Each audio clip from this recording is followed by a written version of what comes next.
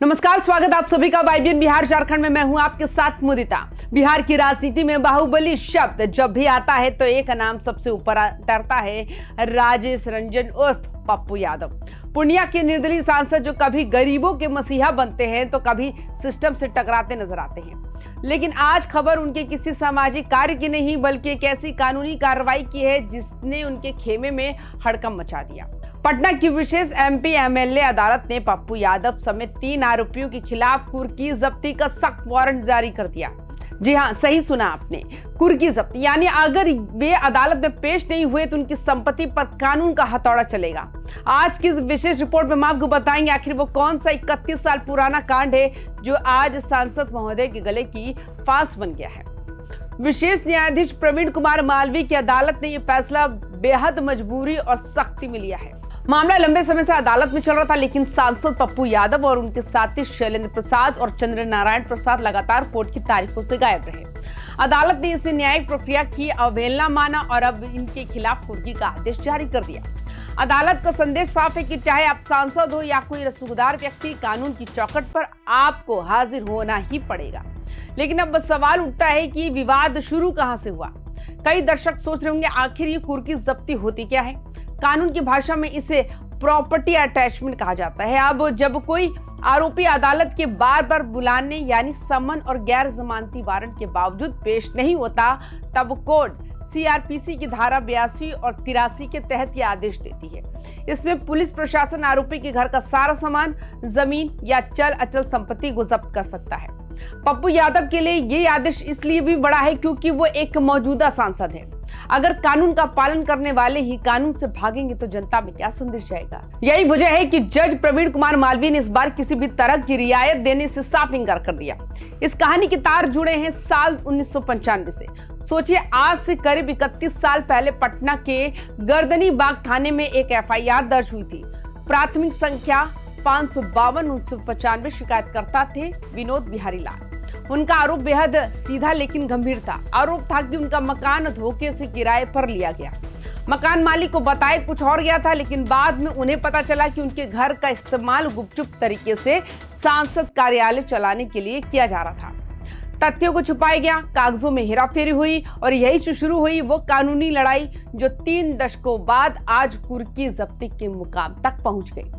इस केस को समझने के लिए हमें बिहार के उस दौर में भी जाना होगा जब कोसी और सीमांचल के इलाके में हुकूमत किसी सरकार की नहीं बल्कि बाहुबलियों की चलती थी।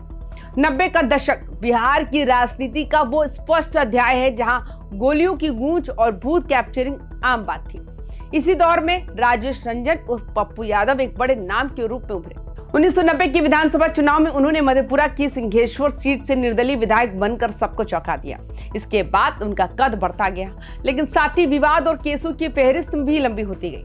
जब हम पप्पू यादव के आपराधिक इतिहास की बात करते हैं तो अजीत सरकार हत्याकांड का जिक्र अनिवार्य हो जाता है। 1998 में सीपीआई-एम के कद्दावर नेता अजीत सरकार की हत्या ने पूरे देश को हिला दिया था।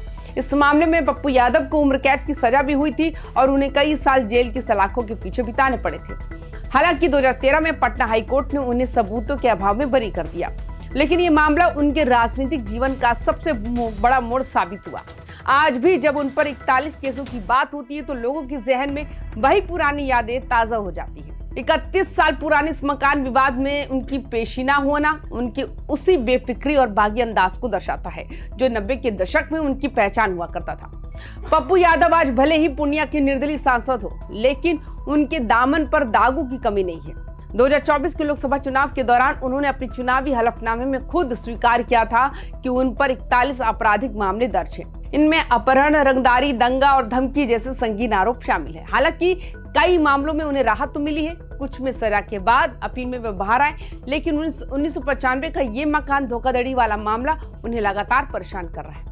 अदालत में पेश ना होना अब उनके लिए भारी पड़ रहा है। पप्पू यादव बिहार की राजनीति के वो दिलचस्प किरदार है जिनकी 2 अलग अलग तस्वीरें हैं। एक तरफ वो तस्वीर जहां वे बाढ़, बीमारी या किसी आपदा में आधी रात को लोगों की मदद करने पहुंच जाते हैं, जिसे लोग उनको मसीहा का अवतार कहते हैं। लेकिन दूसरी तरफ अदालतों की लंबे लंबे केस और बाहुबल का इतिहास, पूर्णिया की जनता ने उन्हें निर्दलीय जिताकर संसद भेजा है। यानी लोगों का उन पर भरोसा तो है, लेकिन क्या ये भरोसा उन्हें कानूनी प्रक्रियाओं से ऊपर रखता है? 31 साल पुराने इस छोटे से केस ने आज उनकी इसी मसीहा वाली छवि को आरोपी की कटघरे में खड़ा कर दिया। विपक्ष अब सवाल उठा रहा है कि क्या संसद पहुंचने के बाद पप्पू यादव खुद को कानून से भी बड़ा समझने लगे हैं।